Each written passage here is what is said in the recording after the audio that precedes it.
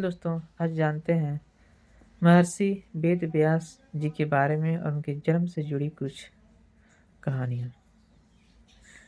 महर्षि वेद व्यास बहुत बड़े महात्मा ऋषि थे।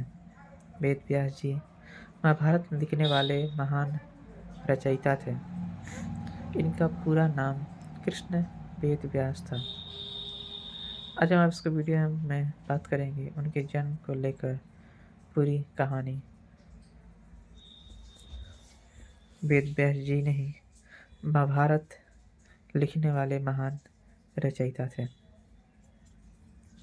हमारे देश में कई बड़े बड़े ऋषि ने जन्म लिया है, जिसमें से वेद व्यास एक बड़े महात्मा ऋषि हैं। इनकी न जाने कितनी सारी बातें आज भी हमारे देश को प्रकाशित कर रही है। वेद व्यास महाभारत लिखने वाले महान रचयिता थे। इनका पूरा नाम कृष्ण वेद व्यास था। वेद व्यास सांवले रंग के थे, इसलिए इनका नाम कृष्ण पड़ा था। वेद व्यास का जन्म कैसे हुआ, उनकी माता कौन थी, यह सारी जानकारी आप उनके जन्म की कहानी के साथ जान सकते हैं। एक बार की बात है, उपरिचर नाम का एक राजा था। वह बहुत बड़ा धर्मात्मा और सत्यवादी था। उसने अपने तप से देवराज इंद्र को प्रसन्न कर एक बीमार और न सूखने वाली सुंदर माला ली थी। वह माला अपने हृदय में धारण कर विमान में बैठकर आकाश में परिभ्रमण करने किया करता था। उसे आखेट का बड़ा शौक था। वह प्रायः वनों में आखेट के लिए जाया करता था। उसकी रानी का नाम गिरिका था। वह बहुत सुंदर और पवित्र हृदय वाली थी। वह अपने पति को बहुत ही प्रेम करती थी। ईश्वर के प्रति उसकी बहुत बड़ी आस्था थी, इसलिए वह हमेशा भजन कीर्तन में लगी रहती थी। एक दिन गिरिका ऋतुमती हुई। 3 दिन के पश्चात जब रानी शुद्ध हुई तो उपरिचर उसके साथ रमण करने से पूर्व ही वन में खेत करने के लिए चला गया। राजा आखेट के लिए चला गया तो गया, लेकिन उसका ध्यान रानी के साथ रमण करने की ओर लगा था। दोपहर का समय था। राजा वन में एक अशोक वृक्ष के नीचे बैठा हुआ था। उस समय शीतल और सुगंधित हवा चल रही थी। मृदु स्वर में पंछी गाना गा रहे थे। तब राजा का ध्यान रानी की ओर चला गया। वह रानी के साथ रमण के संबंध में मन ही मन सोचने लगा। राजा कामातुर हो उठा और उसका सफलित हो गया। राजा ने सोचा वे व्यक्त नहीं जा सकता, अतः उसने मछली को एक दोने में रखकर विमान में बैठे हुए बाज पंछी को बुलाकर उसे कहा, तुम इस दोने को ले जाकर मेरी रानी को दे दो, वह इसे अपने मार्ग में धारण कर लेगी। तब दोने के मुंह में चबाकर बाज राजा के भवन की ओर चला। जैसे ही बाज यमुना नदी के ऊपर से जा रहा था, दूसरे बाज की नजर पड़ गई। यह देखकर दूसरा बाज सोचने लगा कि बाज अपने मुख में कुछ सामने का सामान ले जा रहा है, क्योंकि ना मैं उसके मुख से यह सामान छीन लूं।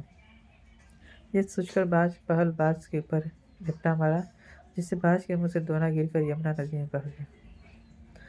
यमुना नदी में बह गया। तभी एक मछली की दृष्टि उस पेड़ पर पड़ी। उसने सोचा यह खाने की कोई वस्तु है। उसने उसे पानी के साथ निकल लिया। लगता मछली बहती हो गई। दासराज नामक मल्लाह को वह मछली शिकार में मिली। जब उसने मछली को पेट के बीचों बीच काटा तो उसके पेट से एक बालक और एक बालिका निकली। उसने दोनों बच्चों को उपरिचर को भेंट कर दिया।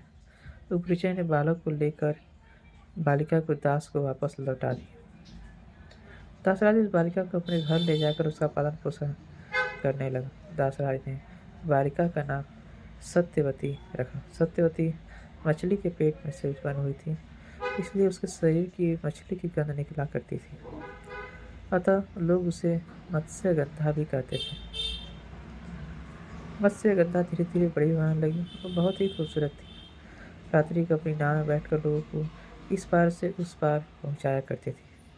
एक दिन दोपहर के समय महर्षि पराशर वहां जा पहुंचे। मत्स्यगंधा को देखकर महर्षि मुग्ध हो गए। उन्होंने कहा, सुंदरी, तुम्हें अपूर्व सुख मिलेगा, तुम मेरे साथ रमन करो।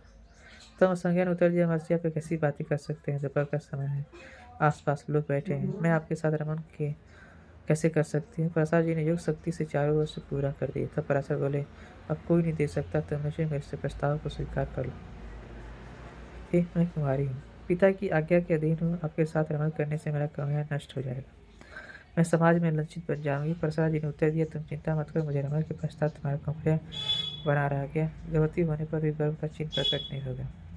और संज्ञा फिर बोली, मेरे शरीर से मछली की गंध हमेशा निकलती है, अब मुझे वरदान दे कि वह गंध सुगंध के रूप में बदल जाए और 4 कोस तक यह गंध फैलती रहे। पराशर जी ने तथास्तु कहा। जब संज्ञा के शरीर से कस्तूरी की गंध निकलने लगी, यह सुगंध चारों कोस को सुगंधित कर रहा था। अतः जब योजना गंधा भी कहे जाने लगी, पराशर जी ने मत्स्यगंधा के साथ रमण किया, जिसके फलस्वरूप मत्स्यगंधा गर्भवती हुई। यमुना के द्वीप में एक बालक उनसे गर्भ में जन्म लिया और बालक जन्म लेते ही बड़ा हो गया। वह तप करने के लिए वन में चला गया। वही बालक जगत में वेद व्यास जी के नाम से प्रसिद्ध हुआ।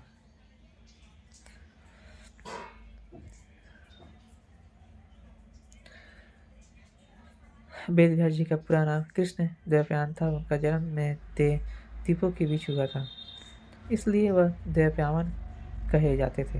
वेदों के पंडित होने से उन्हें वेद व्यास कहा जाता था। वेद व्यास जी हमेशा अमर हैं, वो आज भी धरती पर मौजूद हैं और किसी को दर्शन देकर कृतार्थ करते हैं। तो आज यही था वेद व्यास जी की कहानी। वेद व्यास जी के बारे में और बात करें तो वेद व्यास जी ने बहुत सारे वेदों का संकलन किया था। उन्होंने वेदों को 4 भागों में बांटा था, ऋग्वेद, यजुर्वेद, सामवेद और अर्थवेद। वेद व्यास जी ने महाभारत, 18 पुराण, श्रीमद् भगवद गीता, ब्रह्म सूत्र और मीमांसा जैसी कई ग्रंथों की रचना की थी।